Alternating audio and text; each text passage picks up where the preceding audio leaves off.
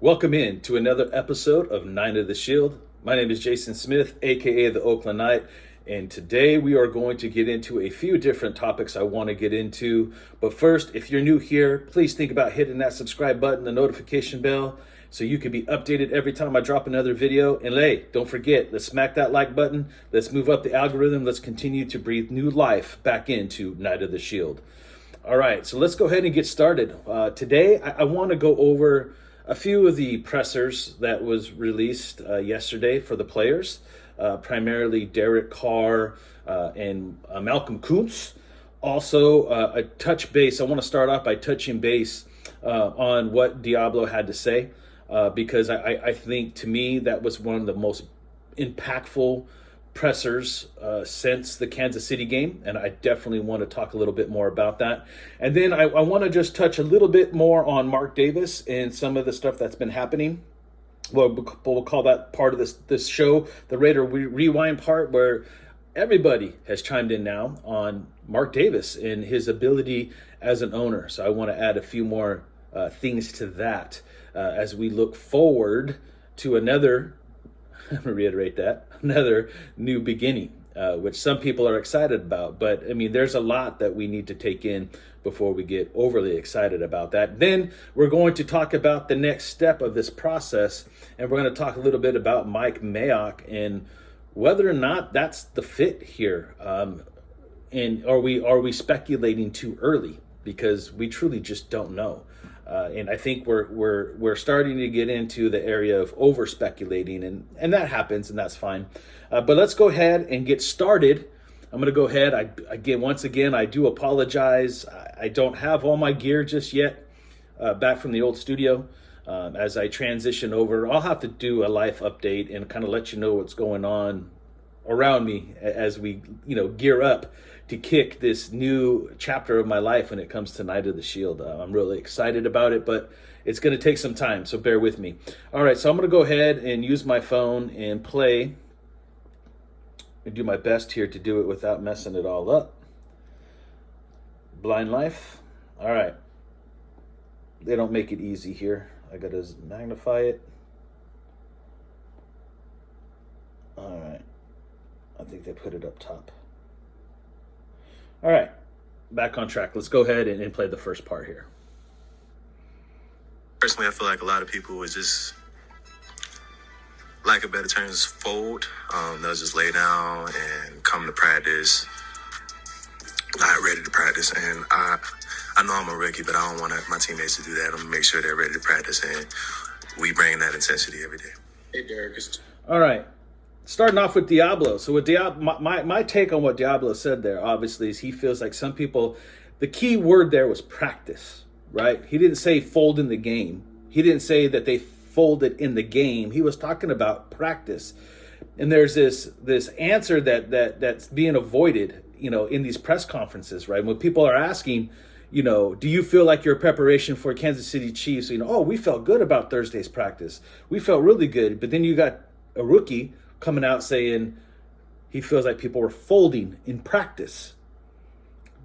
And I think he's touching base on an element that I feel we haven't really talked much about. And that is what happened when John Gruden left. It wasn't just John Gruden's no longer here. It's now another interim head coach takes the platform. And again, if it worked, if it continued to produce and win football games, and we were in a different position than we find ourselves right now at 6-7, maybe we're having a different conversation. Maybe we would have at least been more competitive against the Kansas City Chiefs last Sunday. But the reality is we weren't, and we got blown out. Now, every single one of these guys at this point, and obviously even prior to, already know that they're lame duck coaches right now. The reality is they're lame duck coaches. Now, I guarantee you 100% Olsen's out. Olsen's out. And I 100% guarantee you Bisaccia is out, right? Whether or not Bisaccia gets offered some special teams place here moving forward is up to the new regime, which we don't even know who that is yet. If Mike Mayock is a part of that, which we're going to talk about in the back half of this show, I guess maybe. And I guess you could say the same for Gus Bradley, although I'll be banging the table for that not to be the case. But you would think that these guys have a little bit of something to prove, at least to Mike Mayock. Now, maybe they know something we don't. Maybe Mike Mayock even knows that he is not going to be brought back as the general manager, which again, we'll talk about at the back end of the show. But to me, it starts to have this domino effect from your GM, your coaching staff into the players, that you're almost playing for nothing. And, players are playing for contracts, players are playing for money, coaches should be coaching for future job opportunities, whether it's here or elsewhere.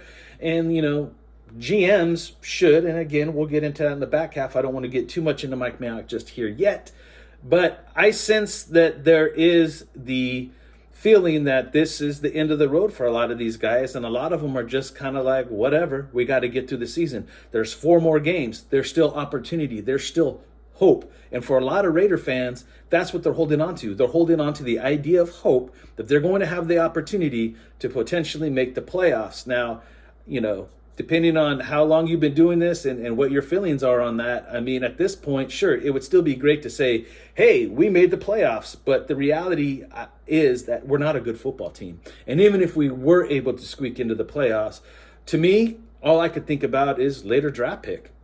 And blow me up in the comment section below. As I'm not saying throw in the towel. I'm just saying, like, come on, man. Like, we're not a Super Bowl contender at this point. And I think there's enough pieces on this team that it should be exciting for anybody who has the opportunity to be the general manager of this football team, as well as a head coach, and bring in players and staff to fill what you need to fill. All right, that enough about Diablo. Let's go ahead and listen to Derek Carr. Sean, from The Athletic, coming off of last game, obviously, it's just one of those, probably just want to flush and move on.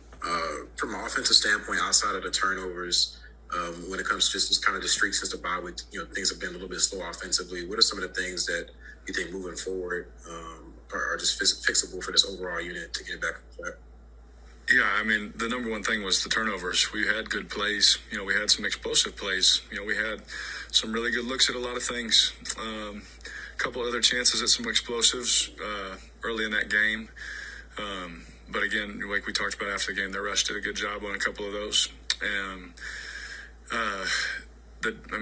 2 weeks ago, the Washington game, we talked about situations, third down.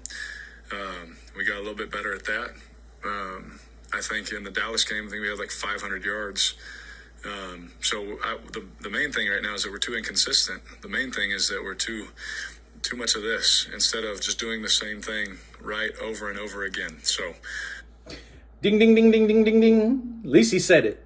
He said it himself, which lets me know that he probably listens to a lot of us. And if he is not listening to us, I know that there's family members that I'm quite sure do. Inconsistency is definitely the issue at hand here. And not only inconsistency, it's just the level of play. And I believe the spirits are broken, like we talked about what Diablo said. There is the general idea and feeling that, if you can't find it in yourself, and I think Derek Carr touched base on it too, what are you playing for at this point? You got to look yourself in the mirror and say, what are you playing for at this point?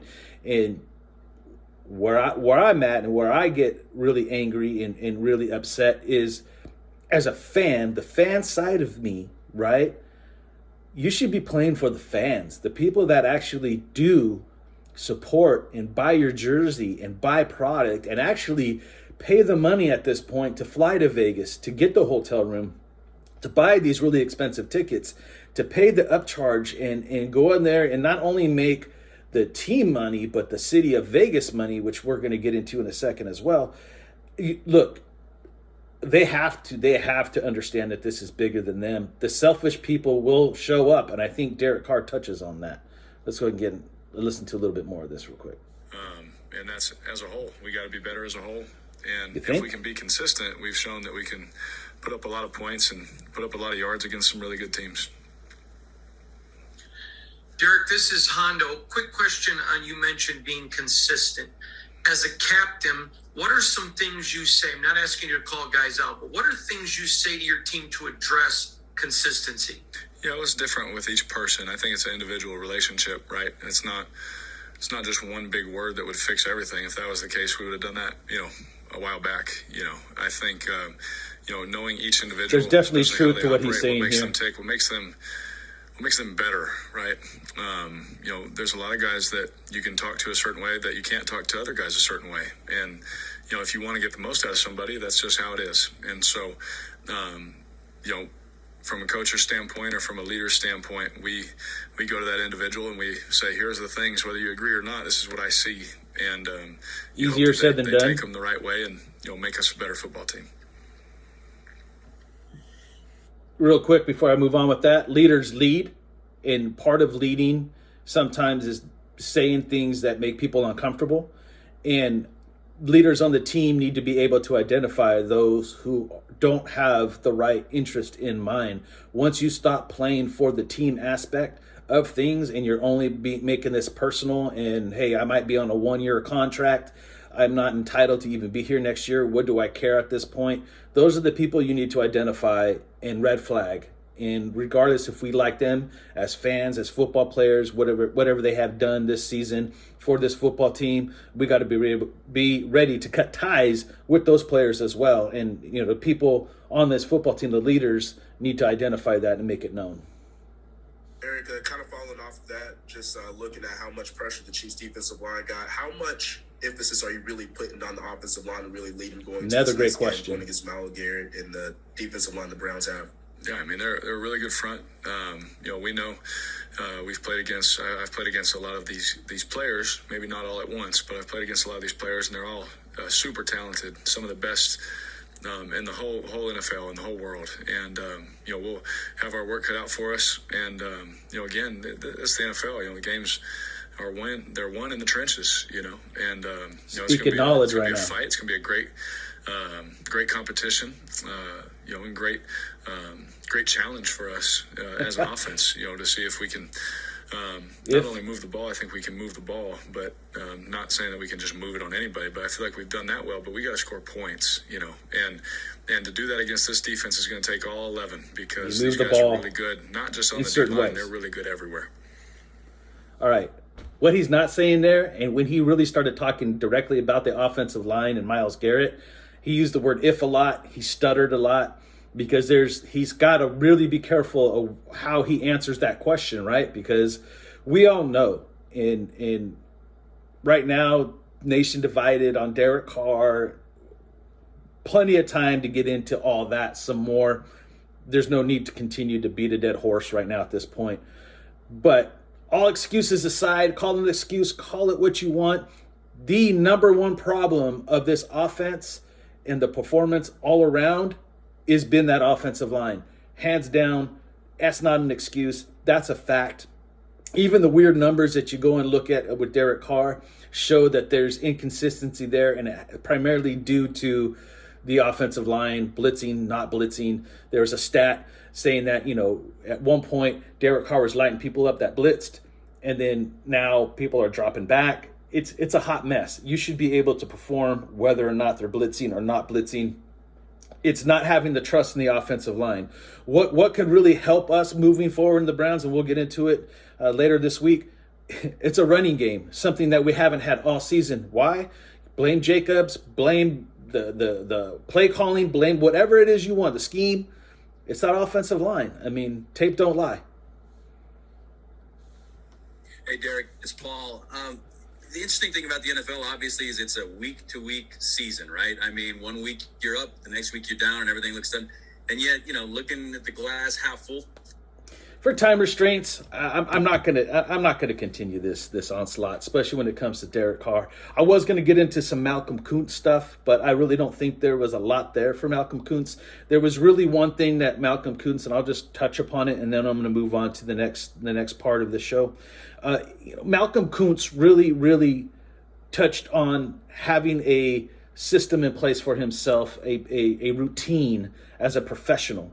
I liked his demeanor. You could tell he's still uncomfortable because he hasn't had a lot of the spotlight on him this season since he's been drafted. Definitely an up and coming talent for this football team as he continues to develop as a pass rusher and as a defensive player and find his role here on this football team. But I think the Raiders handled this very well. He came in from a smaller school, a little undersized. He had this whole season to really, workout routine, practice routine, film study routine. He's gotten a little bigger, a little faster, a little stronger in this process. We see in the off season how people are able to be on these regimens that help them gain muscle, gain size. He's had that while being able to practice because the pressure wasn't on him to play in football games.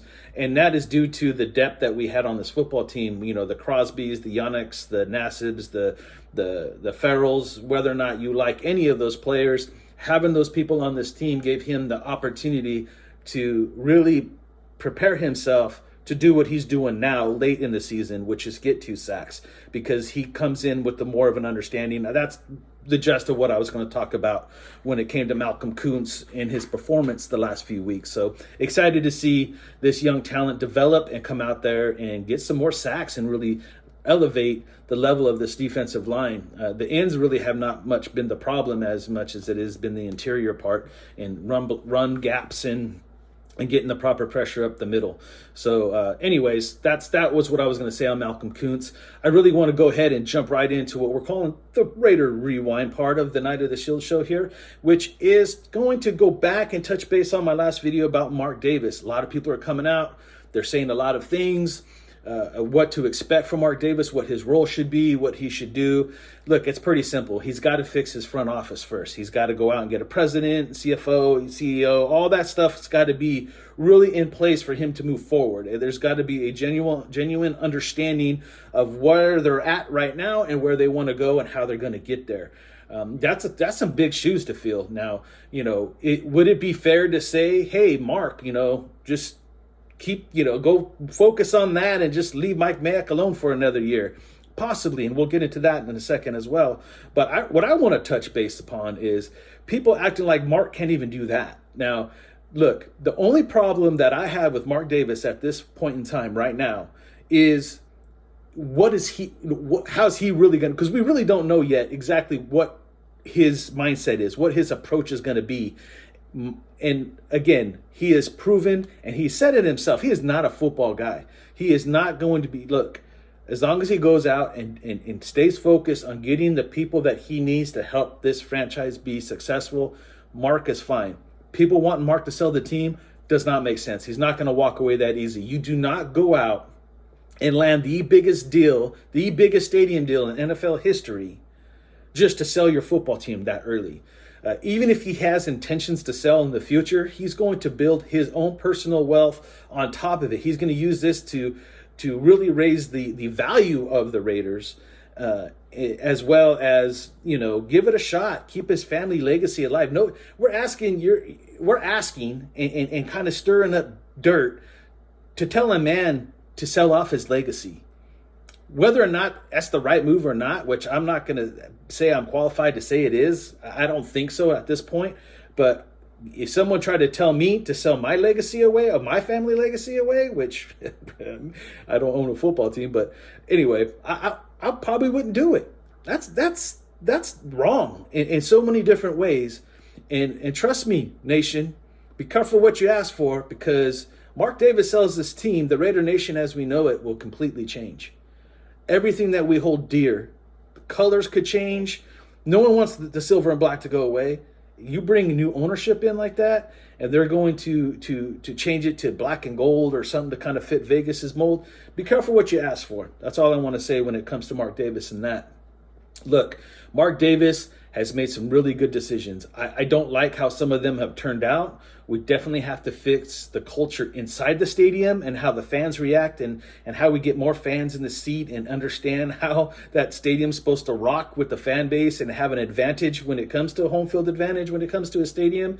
But make no mistake about it, Mark Davis is doing the one thing this organization has needed for a long time, and that is make money. That man is making money.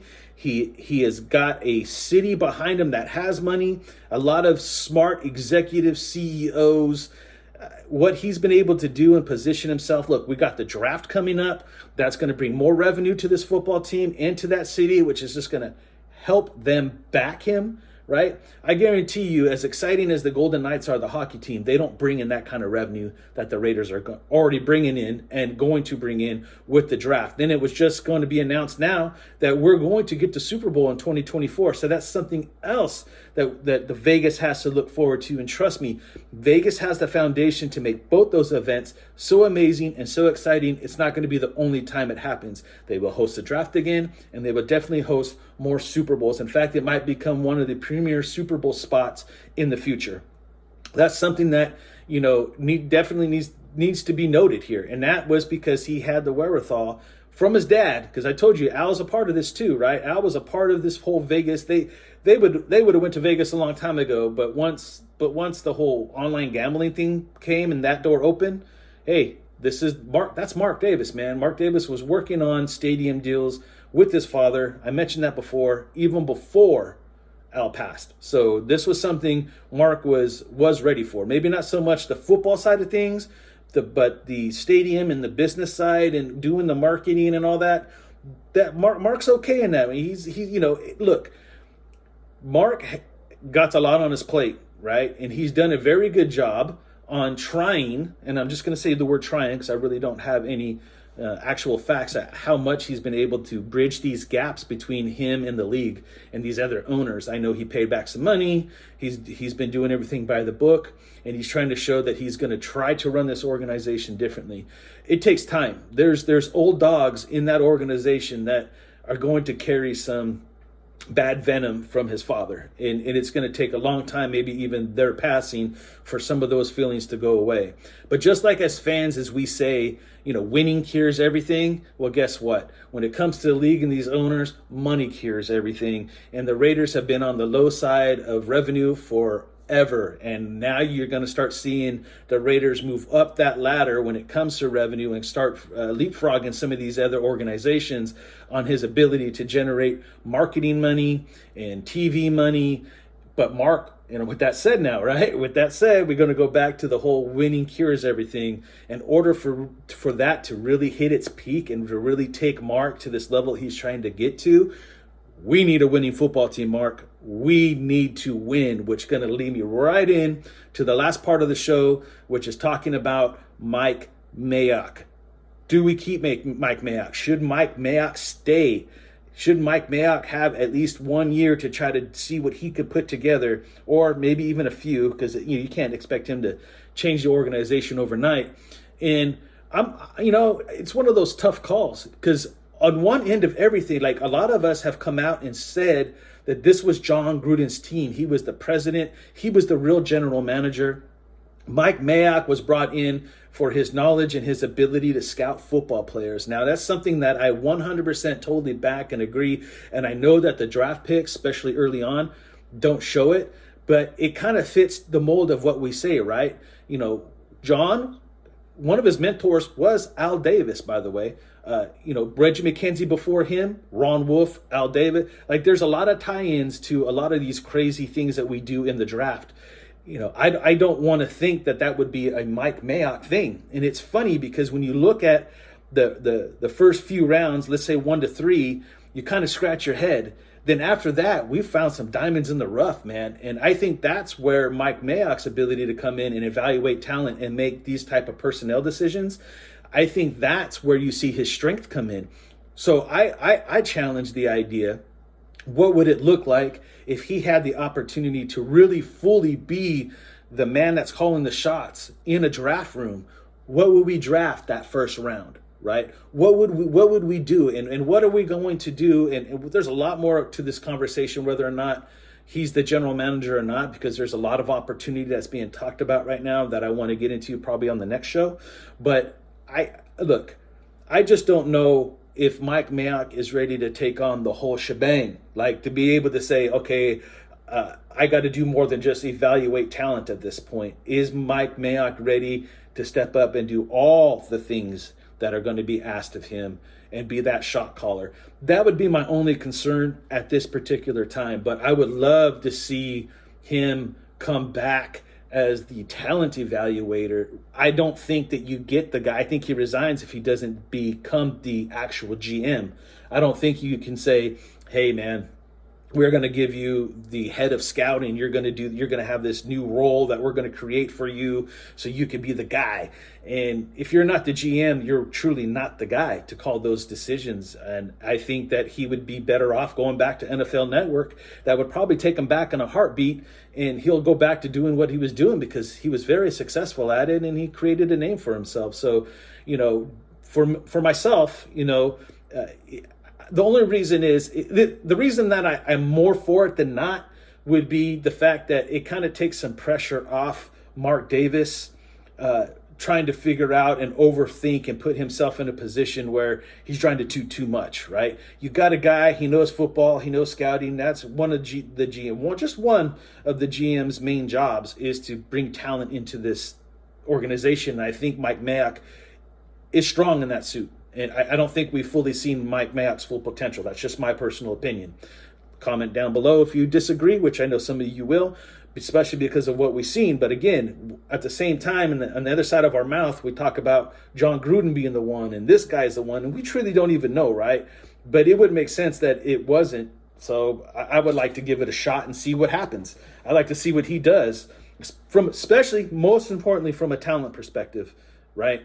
And if Mark Davis makes that decision early on, then you could give that, he could still be part of the decision making for Derek Carr, which Mark, I don't think you should be. But again, as long as you have someone to consult with and you guys have a plan, a football mind, someone. And the other thing, too, with Mike Mayock, we don't really truly know what Mike Mayock's philosophy of football is. Just because, he took the opportunity to work with Gruden doesn't mean that he believes in that particular system. He said many times, hey, John has a way of doing things. There are certain things that he needs for his system. My job is to go get him that. So what is Mike Mayock's philosophy? Is it going to be more innovative? And when he goes and finds a guy, because he would be the shot caller, when he goes and finds that head coach that run his philosophy, they're on the same page when it comes to style of offense and how they want to attack it and what they need. Because, again, I'll say Mike Mayock was one of the best, if not the best, at breaking down film and talking about players and whether or not they're a 3-4 guy, a 4-3 guy, what have you, hybrid this, hybrid that. Mike Mayock was really good. Mike Mayock knows players, and I don't think he would make those picks that were made early on in the round. So, again, I don't want to overhammer the idea that Mike Mayock should be the GM. Look, I just think it takes pressure off Mark to say, hey, right now they've had all this time to have meetings, talk it out, talk about the future a little bit. Maybe they even talked about Derek Carr already. So when Mark Davis made that comment, maybe that was the decision that was made by Mark and Mayock already. They had that conversation, what they want to do moving forward and what's going to be the plan. And Mark Davis is speaking from that part of it.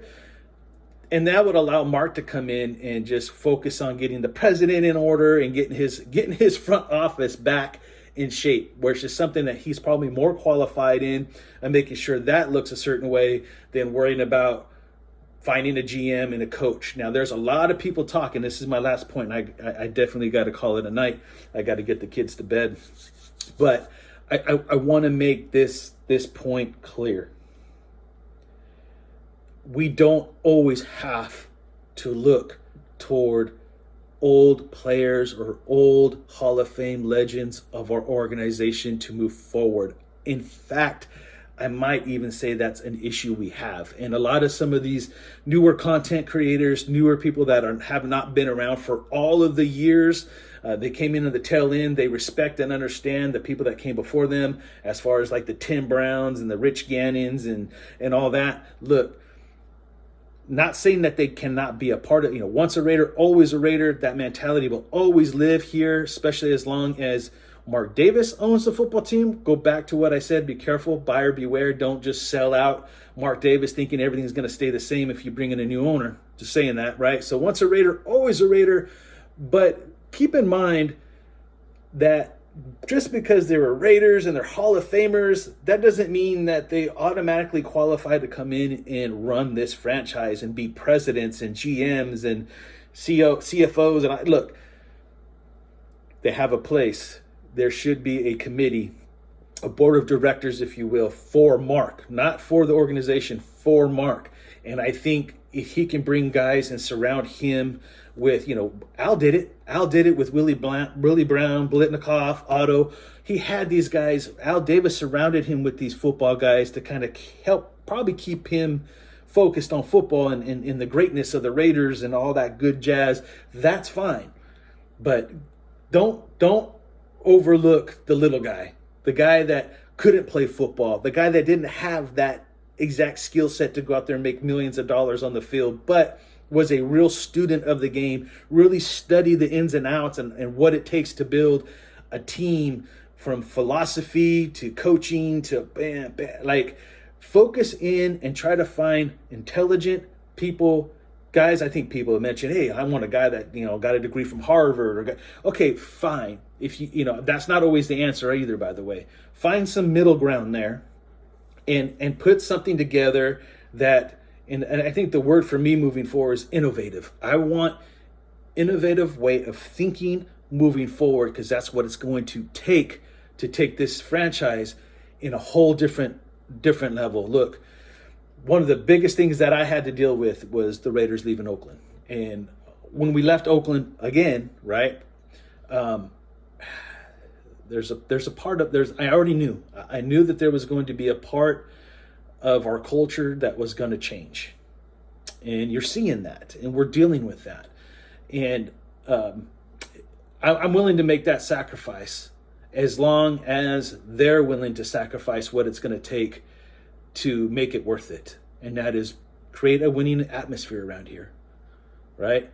Two things Mark Davis needs is money to really kind of finish being at that big boy table when it comes to the ownership meetings and stuff, and being respected in this league as far as owners and all that. And the only way that he can get there is to win. Just win, baby. And on that note, gonna wrap up this video tonight. I want to thank everybody who supported the last video. Get this video out, share it. Hey, I'm looking forward to the future. I'll explain more to what's going on as I get closer to figuring some things out. But just thank you for all your support over the years. I love you, Nation. I can't say that enough. I'm back. I'm refocused. I'm starting to gain my momentum. Things are starting to clear up in my head. I'm back. I'm ready to break some stuff down and just talk some things out and try to give a different perspective and throw my 2 cents into the party here and just talk some Raider football with all of you. But again, thank you for all the support and all the years of support, and I look forward to more content. Until next time, you know what it is. Stay Raider strong. Peace.